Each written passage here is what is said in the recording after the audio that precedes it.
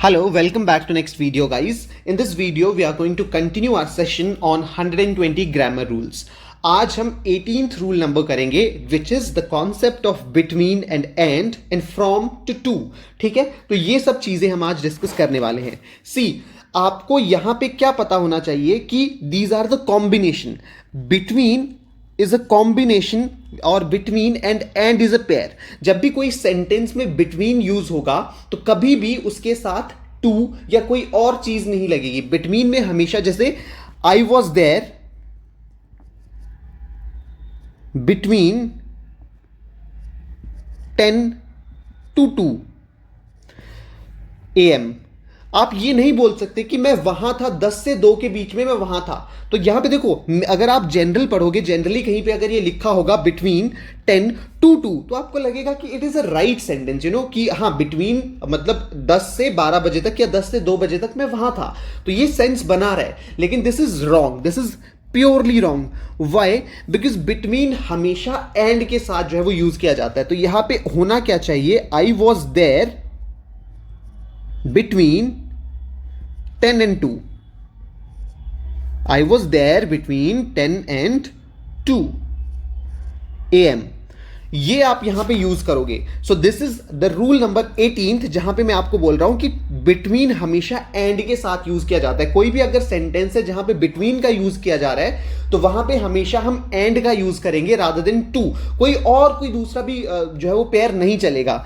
मैं इनको साथ में इसलिए पढ़ा रहा हूं बिकॉज हमेशा होता क्या है, बिटवीन के साथ हमेशा सेंटेंस में आपको टू दिया होगा. जब भी आप देखोगे किसी भी एरर, अगर ये वाला एरर है तो वहां पे आपको कंफ्यूज करने के लिए इस तरह का कोई सेंटेंस दिया होगा, बिटवीन दिस टू दिस. तो आपको ये याद रखना है कि बिटवीन के साथ कभी भी टू यूज नहीं होता. जबकि अगर फ्रॉम दिया हो तो फ्रॉम के साथ कभी भी एंड यूज नहीं होता. ये इंटरचेंज हम कर देते हैं. कभी भी हमारे पास एरर डिटेक्शन आता है तो हमेशा ये चीजें आपको ये चीजें इंटरचेंजेबल दिखेंगी, जिसमें एंड की जगह कई बार टू दिया होगा और टू की जगह कई बार एंड दिया होगा. तो आपको याद रखना है, बिटवीन के साथ हमेशा एंड का यूज किया जाता है और फ्रॉम के साथ हमेशा टू का यूज किया जाता है. जैसे एक सेंटेंस है, the ministry plans to construct between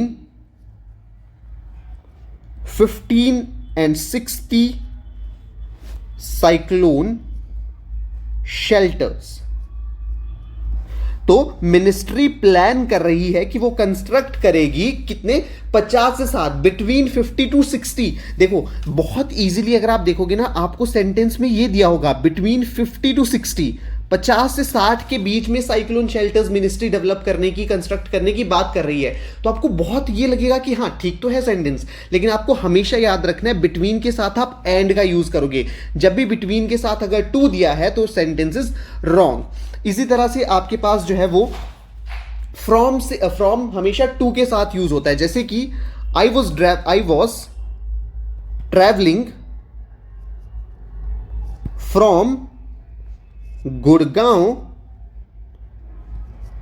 to New Delhi. मैं न्यू दिल्ली से, गुड़गांव से न्यू दिल्ली के बीच में ट्रैवल कर रहा था. तो आई वॉज ट्रैवलिंग फ्रॉम के साथ हमेशा, फ्रॉम के साथ हमेशा आप टू का यूज करोगे. फ्रॉम के साथ हमेशा टू का यूज करोगे. कभी ये नहीं होगा आई was travelling from Gurgaon and new Delhi, I was travelling from Gurgaon and new Delhi. ये कभी भी यूज नहीं होगा. ये चीज हमेशा याद रखनी है, बिटवीन के साथ हमेशा एंड का यूज किया जाएगा और फ्रॉम के साथ हमेशा टू का यूज किया जाता है. तो this is our concept number 18.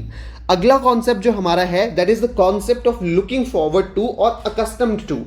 देखो जनरली जब भी हमने बात की होगी तो हमने देखा होगा कि हम बोलते हैं कि टू के साथ हमेशा V1 का यूज किया जाता है, हमेशा 2-1 के साथ V1 का यूज किया जाता है. लेकिन दिस इज एन एक्सेप्शन. ये देखो दिस इज ट्रू. जब भी आपके साथ किसी सेंटेंस में टू होगा, टू के बाद अगर कहीं पे ing कोई फॉर्म लगी है या कोई V2 लगा है, दैट इज रॉन्ग. टू जब भी यूज होगा किसी सेंटेंस में वहां पे हमेशा V1 का यूज किया जाता है.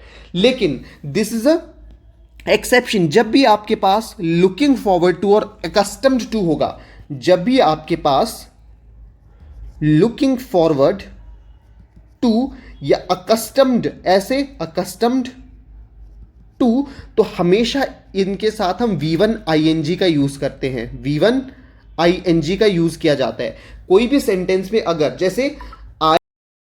जैसे कि अगर कोई सेंटेंस है I am looking forward to work with you, तो अगर आप इन जनरल देखोगे I am looking forward to work with you, तो इट सीम्स कि हाँ ठीक तो सेंटेंस है, लेकिन आपको याद रखना है जब भी लुकिंग फॉरवर्ड टू यूज होगा तो उसके साथ हमेशा V1 ING फॉर्म में यूज होगा। It means this sentence is wrong.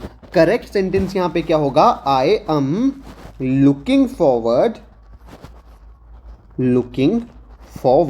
To working with you. So this is the right sentence. And what is the rule? Rule ये है कि जब भी हमारे पास लुक फॉरवर्ड टू या लुकिंग फॉरवर्ड टू और अकस्टम्ड टू आएगा तो उसके साथ हमेशा वर्ब हमारे पास ING फॉर्म में होगा। Never never never use verb in V1 form. General V1 form में दिया होगा हमेशा। सेंटेंस में क्या होगा, इसमें जनरली आपके पास एरर आएगा क्या, इसमें एरर आएगा जिस सिर्फ इसी फॉर्म में कि आपके पास लुक फॉरवर्ड टू दिया होगा और उसके बाद आपको V1 यूज करके दे दिया होगा। Why? Because we generally know कि जब भी टू सेंटेंस में होगा कोई भी, जैसे एक मान लो जैसे आई एम हेयर टू जज यू, कभी भी आप ये यूज नहीं करोगे I am here to judging you, I am here to जज यू। नो, हमेशा टू के साथ V1 फॉर्म यूज किया जाता है। तो हमको आदत है जहां पे भी टू यूज होगा वहां पे हमने V1 यूज करना है। And that is a rule. ये रूल है, दिस इज नॉट रॉन्ग। जब भी आप यूज करोगे जहां भी आपको टू मिलेगा तो टू के साथ हमेशा V1 फॉर्म में यूज होगा। V2 VING कभी भी यूज नहीं होगा, हमेशा V1 यूज होगा जहां पे भी टू है। लेकिन these are some of the exceptions, because यहां पे टू का अकेला मतलब नहीं है। टू यहां पे सेंस बनाता है ओनली जब ये लुक फॉरवर्ड टू या लुकिंग फॉरवर्ड टू या अकस्टम्ड टू के साथ जो है वो यूज किया जाता है। तो इसीलिए आपको याद रखना है when there is look forward to, looking forward to और अकस्टम्ड टू होगा तो वहां पे हमेशा हमेशा हमेशा हमारे पास वर्ब ING फॉर्म में आएगा। ठीक है। लेकिन अगर नाउन हो, फॉर एग्जाम्पल अगर लुक फॉरवर्ड टू के बाद नाउन हो, जैसे आई लुक फॉरवर्ड टू एक सेंटेंस अभी मेरे दिमाग में नहीं आ रहा है, I will give you a sentence. हाँ, तो सेंटेंस ये है जैसे कि I am looking forward to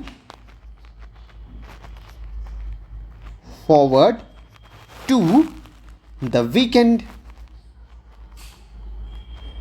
मतलब कि मैं लुक फॉरवर्ड कर रहा हूं किसको, वीकेंड को। तो जब भी, एक चीज आपको याद रखना है, जब भी हमारे पास ये होगा लुक फॉरवर्ड टू और अगर लुक फॉरवर्ड टू के साथ में वर्ब लगी है तो वर्ब हमेशा ING फॉर्म में होगा।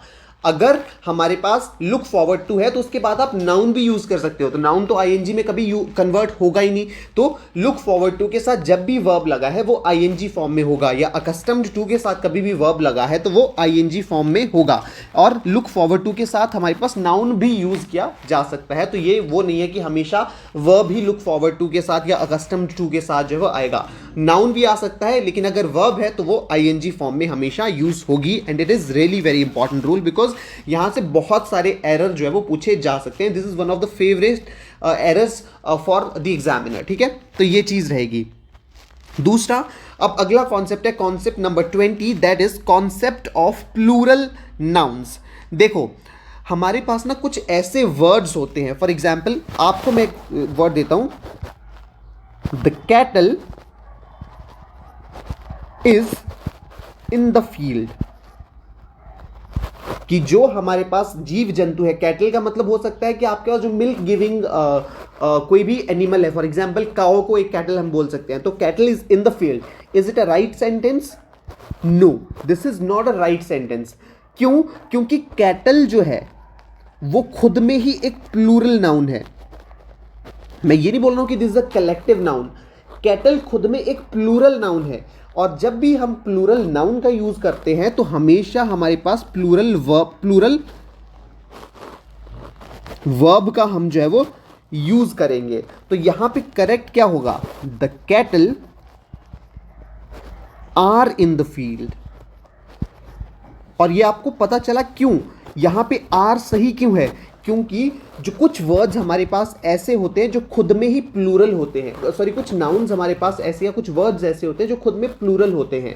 जैसे कि cattle, cattle is a plural in itself, तो जब भी कैटल का यूज किया जाएगा तो ऐसा नहीं है कि कैटल आपको है, कैटल्स नहीं यूज हुआ है तो ये प्लूरल नहीं है। कैटल खुद में एक प्लूरल वर्ब है, सॉरी प्लूरल वर्ड है, और जहां पे भी प्लूरल वर्ड होगा, प्लूरल नाउन होगा, वहां पे हमेशा हम प्लूरल वर्ब का यूज करेंगे।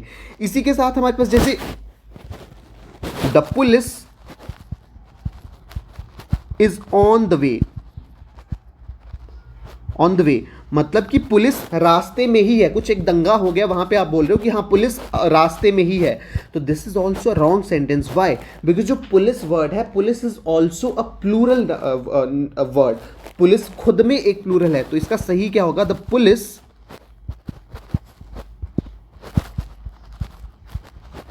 Are on the way. लेकिन सिंगुलर पुलिसमैन को आप सिंगुलर बोल सकते हो, the policeman is on the way. Police खुद में एक फोर्स है, पुलिस एक फोर्स है यार, पुलिस एक इंसान को नहीं बोल सकते, पुलिस हमारे पास खुद में एक फोर्स होती है, और उस फोर्स को हम क्या बोलते हैं? प्लूरल फोर्स बोलते हैं। तो ऐसे वर्ड्स हमारे पास कौन से हैं? जनरली कैटल हमारे पास है, कैटल बहुत टाइम जो कैटल जनरली पूछा जाता है, कैटल से बहुत कंफ्यूज किया जाता है, पुलिस से बहुत ज़्यादा कंफ्यूज किया जाता है। इसके अलावा क्लर्गी होता है, क्लर्जी बोल सकते हो आप इसको, इन्फेंट्री बोल सकते हो, इन्फेंट्री, और कौन सा था? कैवलरी आप यहाँ पे बोल सकते हो, cavalry is also a plural word. Folk आप यहाँ पे बोल सकते हो, पीजेंट्री आप यहाँ पे बोल सकते हो, पीजेंट्री आप यहाँ पे बोल सकते हो, क्लर्गी हो गया, जेंट्री आप यहाँ पे बोल सकते हो। तो ये जो सारे वर्ड्स हैं, all these are plural nouns, ये सारे आपके पास प्लूरल नाउन्स होते हैं। Take plural verb, plural verb doesn't seem like a plural noun, लेकिन ये प्लूरल नाउन होते हैं। कैटल में कैटल्स नहीं होता है, हमेशा कैटल ही आप यूज करोगे, और कैटल जो है वो हमेशा प्लूरल ही रहेगा। तो कैटल के साथ हमेशा plural, because this is a plural noun, आप हमेशा प्लूरल वर्ब का यूज करोगे। पुलिस के साथ हमेशा, because police is also a plural noun, तो इसके साथ आप हमेशा प्लूरल वर्ब का यूज करोगे। क्लर्जी की आप बात करोगे तो clergy is also plural noun, हमेशा प्लूरल वर्ब यूज करोगे। इन्फेंट्री होता क्या? जो आर्म्ड फोर्सेज होती है हमारे पास, उनमें जो पैदल चलने वाली फोर्स होती है उसको हम बोलते हैं इन्फेंट्री, और जो घोड़ों पे आती है उनको हम बोलते हैं कैवलरी। तो इन्फेंट्री, कैवलरी, क्लर्जी, जेंट्री, ये सारे बहुत ही फेवरेट जो है वो वर्ड्स हैं हमारे पास एग्जामिनर के। इसके अलावा कैटल और पुलिस तो बहुत कॉमनली यूज्ड वर्ड्स हैं, तो इनमें कंफ्यूज करना थोड़ा ईजी है। तो पुलिस, कैटल, ये बहुत ही कॉमन है और बहुत ही ज़्यादा कंफ्यूजिंग वर्ड्स हो सकते हैं। तो आपको याद रखना है, जहाँ पे भी कैटल होगा, जहाँ पे भी पुलिस वर्ड यूज़ किया जाता है, तो आप हमेशा वहाँ पे प्लूरल वर्ब का यूज़ करोगे, कभी भी सिंगुलर वर्ब यूज़ नहीं करोगे, because it might seem like a singular noun but it is not a singular noun. All these are plural nouns in itself, in themselves, these are plural nouns, so you have to use plural verb. Okay, so this is rule number 20th. अब हमारे पास जो अगला rule आता है, that is concept of too much and much too. This is also very important. देखो, this is also very very very important. इसमें मैं स्टार मार्क कर रहा हूँ, इसमें भी मैं आपको स्टार मार्क करके दूंगा, बिकॉज ये क्या है, आपको लगता है, बिकॉज ये थोड़ा ज़्यादा याद रखने के लिए इंपॉर्टेंट है, बिकॉज यहाँ पे कंफ्यूज आप हो सकते हो। ठीक है, अब कॉन्सेप्ट ऑफ टू मच और मच टू का मतलब क्या है? देखो, एक चीज़ मैं आपको बता देता हूँ कि जो हमारे पास टू मच होता है, too much is a adjective, too much जो होता है this is an adjective, adjective, और जो मच टू होता है दैट इज एडवर्ब। अब अगर जनरल इंग्लिश आपको नहीं आती है, मैं थोड़ा सा कॉन्सेप्ट भी बता देता हूं। एडजेक्टिव होते क्या है? What are adjective? एडजेक्टिव्स होते क्या है?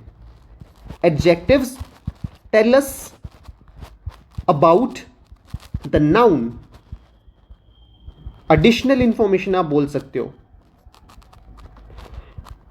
जैसे कि नाउन के बारे में या आप बोल सकते हो कि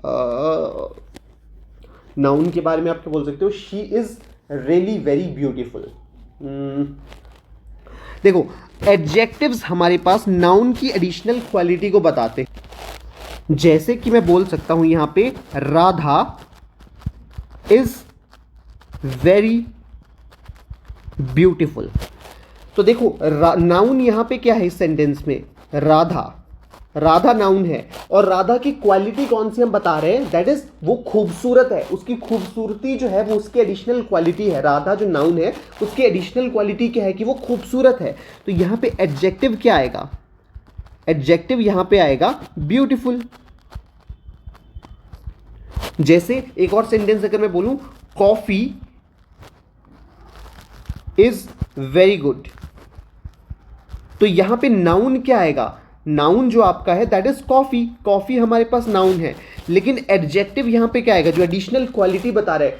कॉफी की एडिशनल क्वालिटी क्या है कि वो अच्छी है, या आप बोल सकते हो कॉफी इज वेरी बिटर, मतलब आपकी जो कॉफी है वो बहुत कड़वी है, तो कॉफी की एडिशनल क्वालिटी क्या है कि वो कड़वी है, तो एडजेक्टिव क्या हो गया, वो बिटर है। और एडजेक्टिव होता क्या है, जो नाउन की एडिशनल क्वालिटी आपको बताता है। तो जो टू मच है, too much is also an adjective, और एडजेक्टिव हमेशा नाउन की एडिशनल क्वालिटी के बारे में बात करता है। जैसे अगर मैं आपको एक एग्जाम्पल दूं, अब मैं ये एडजेक्टिव की डेफिनेशन नहीं हटा रहा हूं सो दैट यू रिमेंबर। जैसे there is too much sugar in the coffee, मतलब कि कॉफी में बहुत ज्यादा चीनी है। देखो अब to much is an adjective, to much is an adjective, adjective noun की क्वालिटी को बताता है। तो एडजेक्टिव क्या है, अब this is an adjective, to much is an adjective, ठीक है। तो एडजेक्टिव किसकी क्वालिटी को बताता है, नाउन की क्वालिटी को बताएगा। तो जब भी एडजेक्टिव टू मच के साथ हमेशा नाउन आना चाहिए, तो दिस इज एडजेक्टिव, एडजेक्टिव के बाद हमारे पास क्या आएगा, नाउन। अब जैसे मान लो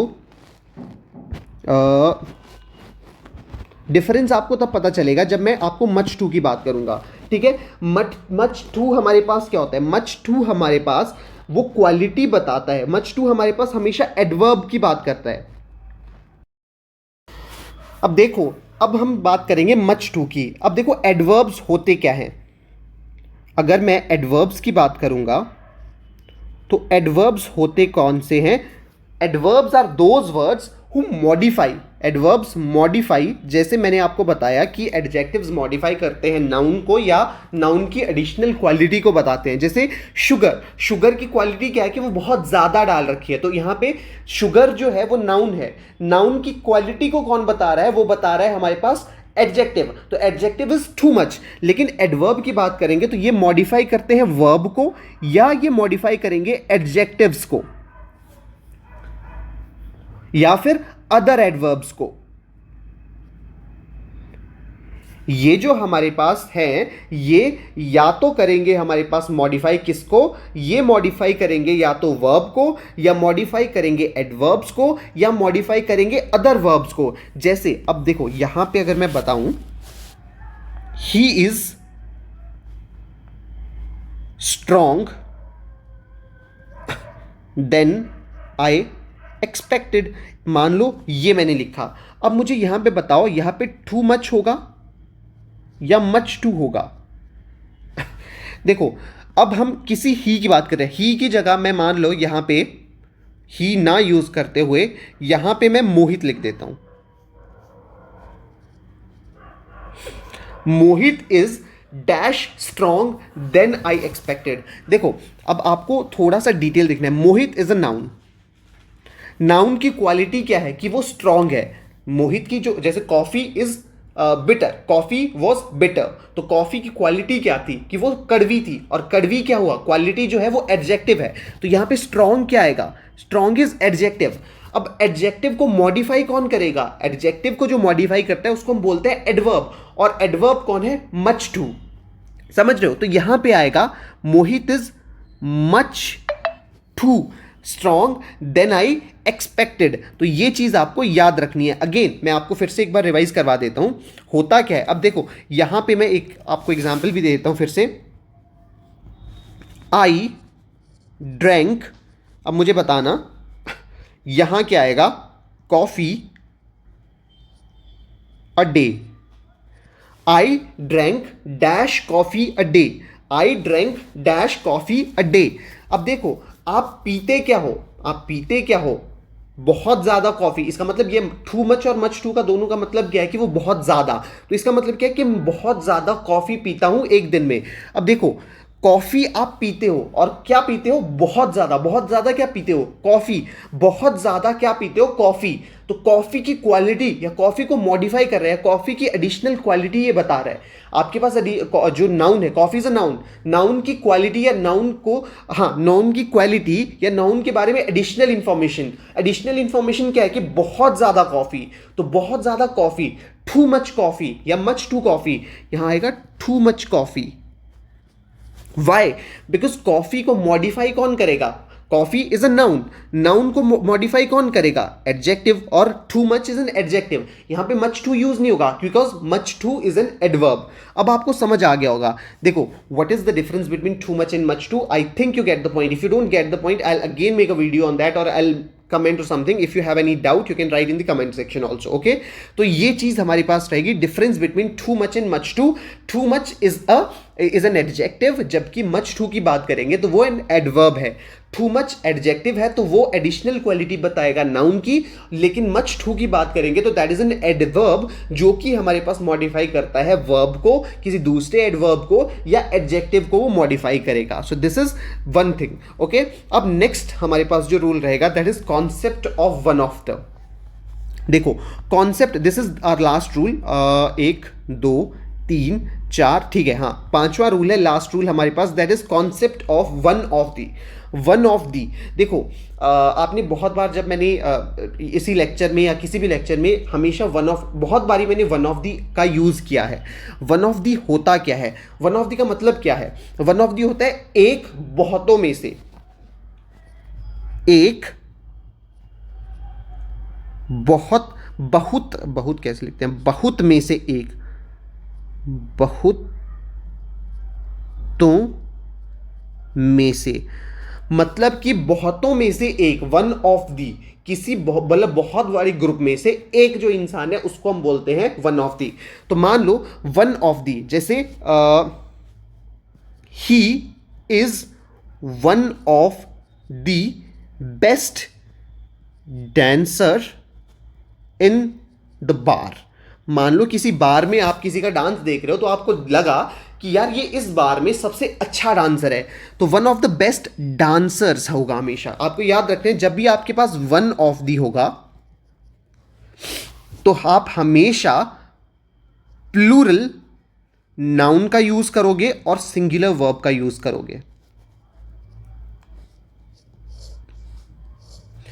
जैसे कि मैं एक सेंटेंस लिख रहा हूं, one of the students is late for the class। और ये भी देखना, this is one of the most important rules. Why? Because यहां पे भी बहुत कंफ्यूजिंग चीज होती है कि वन ऑफ दी आप लगा रहे हो, फिर आपने प्लूरल भी लगा दिया, लेकिन प्लूरल, देखो यहां पे प्लूरल आपने नाउन लगा दिया लेकिन वर्ब आप सिंगुलर लगा रहे हो। क्यों? ये चीज आपको समझना जरूरी है। देखो, क्यों हम यहाँ पे प्लूरल नाउन क्यों लगा रहे हैं? बिकॉज हम एक इंसान को कंपेयर कर रहे हैं बहुत सारे लोगों से। जैसे ये बोल रहे हैं वन ऑफ द स्टूडेंट्स, मतलब कि जितने भी क्लास में स्टूडेंट्स हैं उनमें से एक सिर्फ, तो नाउन क्या आएगा यहाँ पे? बहुत सारे students. When I am talking about students, it means एक, मतलब सारे स्टूडेंट्स में से एक लेट है क्लास के लिए। सभी स्टूडेंट्स में से, क्लास में मान लो 50 स्टूडेंट्स हैं तो 50 स्टूडेंट्स में से सिर्फ एक स्टूडेंट जो है वो लेट है, तो one of the students. Noun plural क्यों आया? क्योंकि हम कंपेयर किससे कर रहे हैं? कंपेयर नहीं कर रहे हैं, लेकिन हाँ कंपेयर किससे कर रहे हैं? 50 स्टूडेंट्स में से, 50 स्टूडेंट्स में से हम कंपेयर कर रहे हैं, तो यहां पे जो रहेगा वो हमेशा प्लूरल नाउन रहेगा। ठीक है, प्लूरल नाउन रहेगा। लेकिन यहां पे वर्ब क्या है? Verb is singular. Singular verb क्यों आएगा? वर्ब इसीलिए सिंगुलर आएगा क्योंकि हम उन स्टूडेंट्स में से सिर्फ एक की बात कर रहे हैं, वन ऑफ द स्टूडेंट्स। देखो, जो सारे स्टूडेंट्स हैं, कंपेयर तो हमने, जो नाउन है वो तो पूरे स्टूडेंट्स को हम कंपेयर करेंगे, लेकिन लेट कौन है? सिर्फ एक स्टूडेंट लेट है, तो उसके लिए हम सिंगुलर का यूज करते हैं। तो वन ऑफ दी, अब आपको समझ आ गया होगा, जब भी किसी सेंटेंस पे वन ऑफ दी दिया होगा तो आपको हमेशा याद रखना है, यहां पे देखो एरर इसी में आएंगे। जनरली होता क्या है, एरर इसी में आता है। मान लो यहां आपके पास जो वो दे दिया होगा यहाँ पे वन ऑफ दी, यहाँ पे मान लो स्टूडेंट दिया होगा आपको स्टूडेंट, जनरली आपका जो एरर आएगा ना वो यहाँ पे एक आपको हैश दे दिया होगा वन ऑफ द स्टूडेंट्स, या तो यहाँ गलती कर देंगे ये प्लूरल में, या फिर अच्छा सॉरी यहाँ आपको दिया होगा या वन ऑफ, यहाँ ऐसे दिया होगा, या तो गलती स्टूडेंट्स कर देंगे, स्टूडेंट्स की जगह स्टूडेंट लगा देंगे, या फिर यहाँ पे स्टूडेंट्स ही रखेंगे और यहाँ पे आर लगा देंगे। तो आपको यही चीज़ याद रखनी है, जब भी वन ऑफ दी सेंटेंस में आएगा then you have to use plural noun, और उसके साथ आपको यूज करना है सिंगुलर वर्ब को। प्लूरल नाउन क्यों आपको यूज करना है? बिकॉज हम बहुतों में से एक को कंपेयर कर रहे हैं, और आप प्लूरल वर्ब इसलिए यूज, सिंगुलर वर्ब इसलिए यूज करोगे बिकॉज आप बहुतों में से सिर्फ एक की बात करते हो। So I hope you like the video. This is our last rule, 22nd rule, and much more videos to come. If you like this video, please like, share and subscribe our channel, and give us a thumbs up, and stay tuned. Thank you so much.